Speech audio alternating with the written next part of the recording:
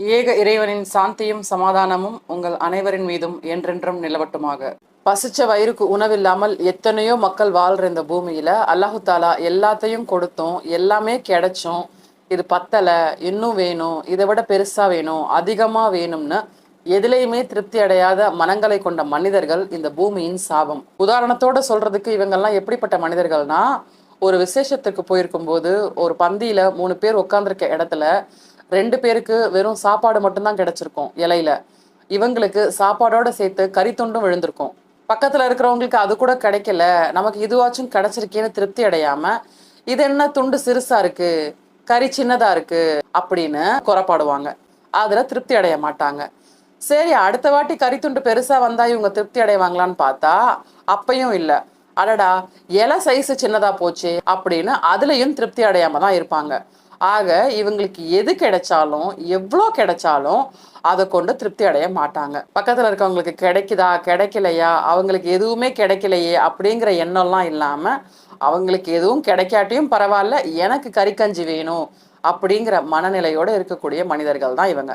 ஆடம்பரமும் வசதியான வாழ்க்கையும் மட்டும் நிம்மதியான மகிழ்ச்சியான வாழ்க்கையை ஒருபோதும் கொடுத்துறாது. அதே மாதிரி ஏழ்மையும் எளிமையும் நிறைந்த வாழ்க்கை ஒருபோதும் நிம்மதி இல்லாத சலனம் நிறைந்த வாழ்க்கைக்கு காரணமாகவும் இருக்காது. சாந்தமும் சலனமும் நிறைந்த வாழ்வை நம்ம கிட்ட இருக்கிற செல்வங்கள் ஒருபோதும் தீர்மானிக்கிறது இல்ல. இறைவன் கொடுத்ததை பொருந்தி கொண்டு வாழும் போதும் என்ற நன்றி நிறைந்த உள்ளத்துலதான் அது இருக்கு. திருப்தி, அல்ஹம்துலில்லாஹ். எப்ப இது ஒருவருடைய வாழ்க்கையில் அற்று போகுதோ அப்ப அவங்க அடுத்தவங்களை பார்த்து வெம்பி வெதும்பி தானும் நிம்மதி இழந்து அடுத்தவங்களையும் நிம்மதி இழக்க செய்வாங்க. போதும் என்ற மனமே பொன் செய்யும் மருந்து. வாழ்க்கையில நம்ம கிட்ட இல்லாத ஒன்றை தேடி போகும்போது நம்ம கிட்ட இருக்கிற ஒன்றை இழந்துடுறோம். நம்முடைய மனம் ஆசையை துரத்தி செல்லும் போது அது நிம்மதியையும் அமைதியையும் இழந்துருது. இருக்கிறத வச்சு அல்லாஹு தாலா தந்ததை வச்சு அல்ஹம்துலில்லாஹ் சொல்லி திருப்தியோட வாழ்றதுங்கிறது ஒரு வரம். அதை விட்டுட்டு இன்னும் வேணும், அதிகமா வேணும், நிறைய வேணும், பெருசா வேணும்னு பேராசைப்படுறதுனாலதான் பல தவறுகள் நடக்குது.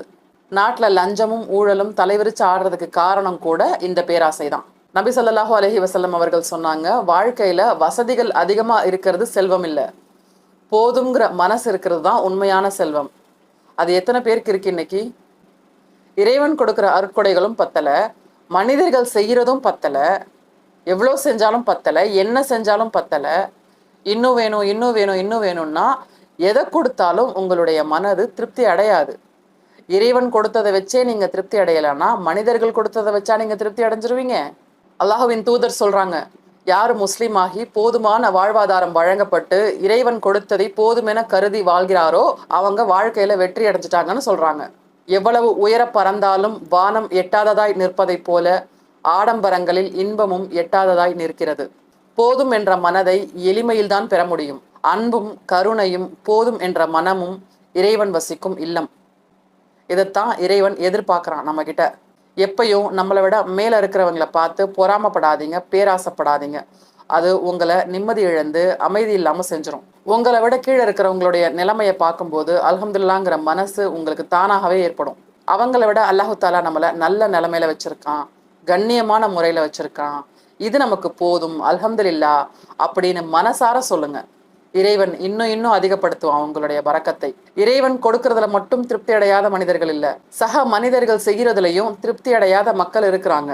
ஒருவர் மனம் விரும்பி விருப்பப்பட்டு ஆசையா உங்களுக்கு ஏதாவது செய்யறாங்கன்னா அதை அல்ஹம்துலில்லாஹ் சொல்லி முழு மனசோட ஏத்துக்கோங்க.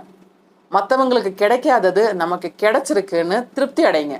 அதை விட்டுட்டு இது பத்தல, இன்னும் வேணும், பெருசா வேணும், அதிகமா வேணும்னு சொல்லி செய்யணும்னு நினைக்கிற மனசையே குழி தோண்டி புதைச்சிடாதீங்க. மனிதர்களில் குரங்கு மனம் கொண்டவர்கள் நிறைய பேர். அதற்கு உதாரணம் இந்த வீடியோ. வாழ்க்கையில நம்ம எல்லாரும் செய்யற தவறு இதுதான். நம்ம கிட்ட இருக்கிறத வச்சும் நமக்கு கிடைக்கிறத வச்சும் திருப்தி அடையறதில்ல.